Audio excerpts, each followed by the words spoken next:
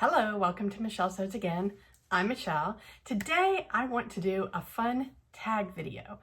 I am interested in a new sewing machine, so I want to tell you the pros and cons of my current machine, and I'm going to tag some people and hopefully hear about the pros and cons of their machines, and maybe that will help me narrow down the features that I want or even zero in on a specific machine. So if that sounds interesting to you, then please stay tuned. Okay, so I am in the market for a new sewing machine. I'll tell you a little bit about mine, what I like about it, what I don't like, what I'm looking for. I would love to hear any feedback from you guys, but I also am hoping to start a tag going around the sewing YouTube community to hear about other people's machines, and hopefully that'll help me and maybe you if you're also looking for something new. So let me start by telling you about my machine. So I'll insert up a little picture here. My machine is the Brother CS5055PRW, which stands for Project Runway. I bought my machine, so I'll give you a little backstory if you don't already know this about me. I learned how to sew in a class in college. It was a required class for my major, which was business. It was a business administration degree with a focus on fashion merchandising. My goal was to be a department store buyer, which I eventually became. I've moved on. I'm still in corporate retail, but I'm on the planning, analytics, forecasting side now rather than the buying side. Anyway, I had to take this sewing class and I loved it. So I made way more garments than I was required to make. I tried skills that weren't even part of the requirements. I was just all in. Hold on, I'll show you my book. This was my textbook. Some of you might be familiar with it. I actually got rid of my textbook when I got rid of all my sewing stuff because I sewed for a few years. My boyfriend at the time bought me a sewing machine. I sewed for a few years after college, and then life got in the way and I kind of walked away from it, and I didn't sew for 25 plus years. I picked it up again at the beginning of COVID. So in March of 2020, my company furloughed a bunch of people. I was lucky enough to retain my job, but I was working from home. And so I was finding myself without the commute, without having to get as dressed as I did when I went in the office. I was finding myself with some extra time, and I just felt like I needed something creative, a creative outlet. So I decided to start sewing again. And so I went on Amazon and I bought my Brother sewing machine. Yeah, Brother. And I also last year decided that I wanted my textbook that I had loved so much. And so I went on Etsy and found the exact same one and I bought it. So I have I'm kind of recreating my beginning sewing environment. Anyway, so I spent $125 on this sewing machine. And that wasn't a lot. I knew that here's the thing about me, is I've done crafts and crafty type things my whole adult life, even in those 25 plus years in between when I stopped sewing and started sewing again. I've done mosaic tiles, painting, jewelry making, cross stitching. I mean, I love crafts. And the problem is that when I get into a new craft, I go hog wild, I buy all the stuff, and then it peters out. I've been with this for 3 years now. That's the longest I've ever been with a hobby or a craft. I guess that's not true. I've done knitting. I started knitting in college. I've continued knitting, but I do it very sporadically. I did cross stitch for many years. I haven't done that in a long time, but I did that for quite some time. So this is another craft where I was like, all right, let me just start out. I still bought a lot of things, but I tried to keep it on the more affordable side rather than going gung-ho into like the, not top of the line, because quite frankly, I'm never going to spend probably $10, $15, $16,000 on a machine, but I will spend more than $125.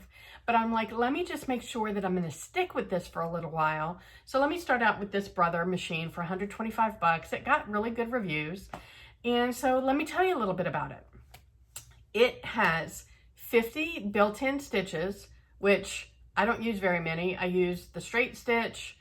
I shift it from the middle to, there's 3 versions of the straight stitch. You can go left, center, or right. I use the default the majority of the time, but every once in a while, if I'm using my 1/4 inch presser foot, then I have to move it to the middle. So, and then other than that, I use the zigzag stitch. I use some buttonholes. I've used some decorative stitches every now and then, but not too often. So although the 50 stitches are nice, it's nice to know that they're there. I don't really take advantage of that feature all that often. It has an automatic needle threader. I don't use that either because it's very clunky. It doesn't work very well. It's not just like you push, it's one of those ones where you loop it through this little hook that then like presses it through the needle. It doesn't really line up all that well. So it always takes a couple of tries. And quite honestly, if I have my glasses on and I put my hand behind the needle, I can see the hole and I usually get it in on the first try. So I don't use that. It has a drop-in bobbin, which because I haven't sewn in 25 years, I don't know how uncommon or common that feature is. I remember my bobbin being front loading and I don't know, it was more complicated on my old machine. This one, you drop it in and you pull the thread out and you're done. You don't have to crank the wheel and lift and stick the needle down. You don't have to pull the thread up from the bobbin. Again, I don't know if that's a common feature these days or not because this is the only machine I've used. So I definitely know that if that's not common, I want to keep that in a future machine. It does come with 7 presser feet. I tend to use just the generic presser foot the majority of the time. I have used my overcast stitch foot when either my Serger was in service or, you know, I didn't have it for whatever reason. I did use or maybe I didn't have it yet. I did use the overcast presser foot.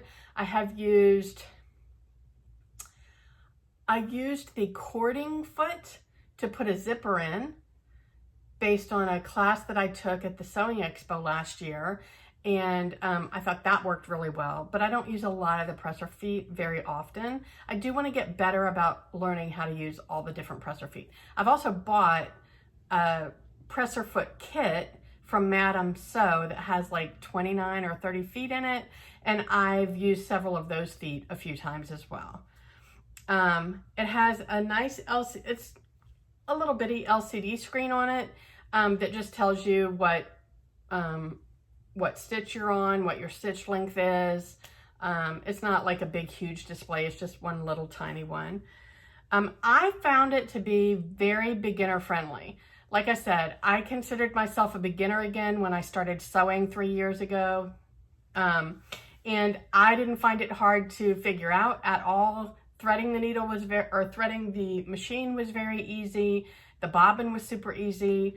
I think buttonholes are super easy on this. It's got the one-touch buttonholer, and I do practice before I stitch a buttonhole in any garment just to make sure it works with the fabric and the layers of fabric that I have.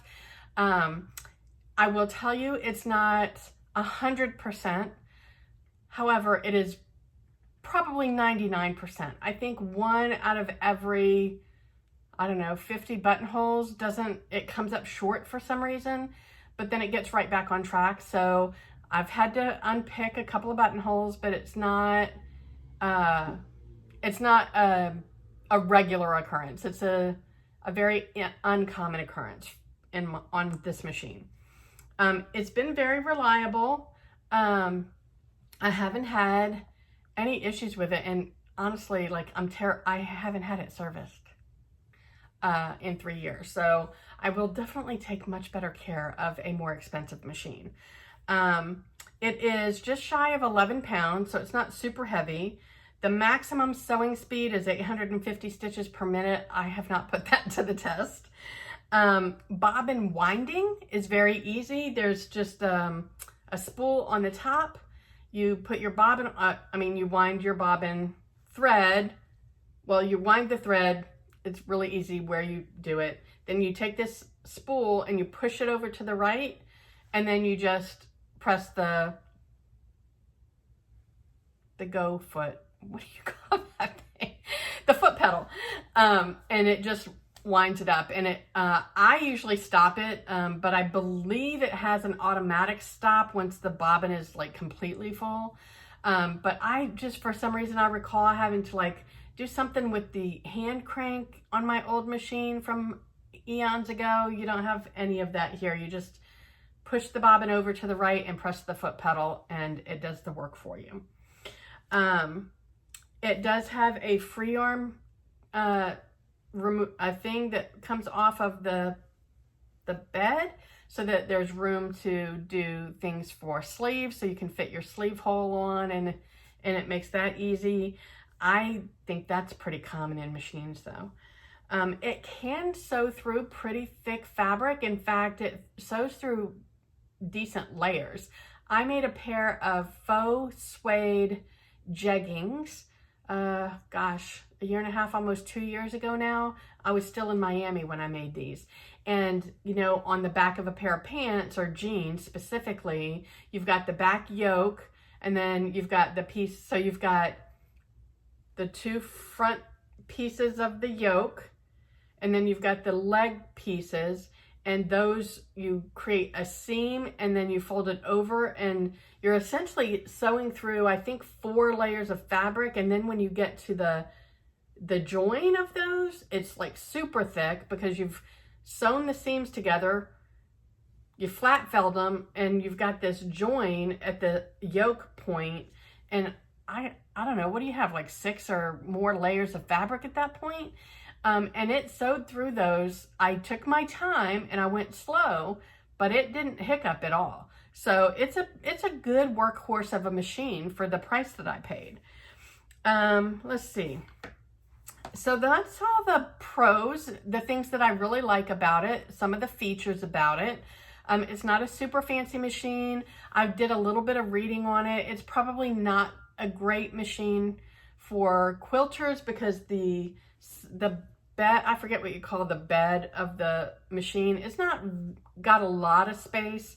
And it's the one thing I read was that the space between the needle and the bed of the machine might not be enough for people who are quilting, maybe a king size quilt or something. So that might be a feature that you need to be aware of if you're a quilter.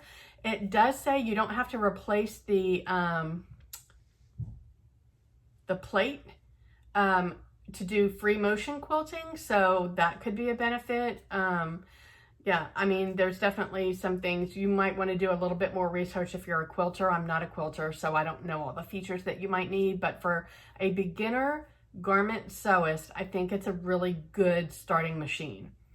Why am I looking to upgrade?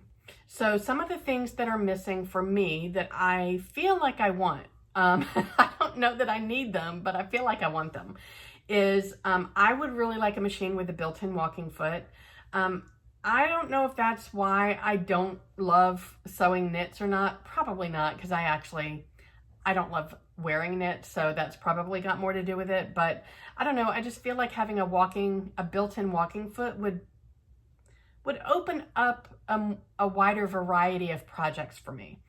I definitely know that I want a thread cutter in the machine. I had the opportunity to use a machine when I was at the Sewing Expo this year for one of my quilting classes, and it had the automatic thread cutter, and I was like, I gotta have one of those. And I would like, I don't know what it's called, but I would really like a button, or maybe it's on the foot pedal, but something that automates the up and down motion of the needle. Right now I have to use the hand crank or the hand wheel, and I have a new problem, a new physical problem. My doctor believes it's arthritis. I have to go and like get x-rays and stuff, but I am having a lot of pain right here at the base of my thumb. And it's both thumbs, but my right hand is way worse than my left. And it gets exacerbated when I'm sewing. And I use that hand, I have to use the hand wheel to raise my needle and to lower my needle at the beginning and end of a row of stitches. And you just don't realize how often you're doing that until it hurts. So I already wanted a machine that has the automatic up or downer. I don't know what you call it. But now I almost feel like I need it. Those are my like things that I really want. Definitely, I didn't think to put on my must-have the drop-in bobbin, but I feel like that might be more common these days, but if it's not, then that's a must-have for me. And the buttonholer, like if that's not also common, just a one-touch buttonholer, then that's definitely a must-have for me as well. I would love to hear from you. I would love to know what your must-have features are on a sewing machine. I'm going to do a separate video for Serger, a separate tag for Serger, but this one is just about your regular sewing machine. What are your must-haves? What are some features I should really think about? I would tag Jen from Today in Jen's Sewing Room, but she just got a new machine and she kind of already told us all about it. So I'm going to tag Mari from Mari Sews. I would love to hear about her machine and what features she loves and whether or not there are features that she doesn't have that she wishes that she did. So Mari, if you're watching, then I would love to hear all about your machine. And if you don't get tagged, but you want to participate, then please tag yourself. I'd love to hear from you. Wherever you are, I hope the weather's amazing. I hope you're able to get some sewing in, and I will talk to you next time. Bye.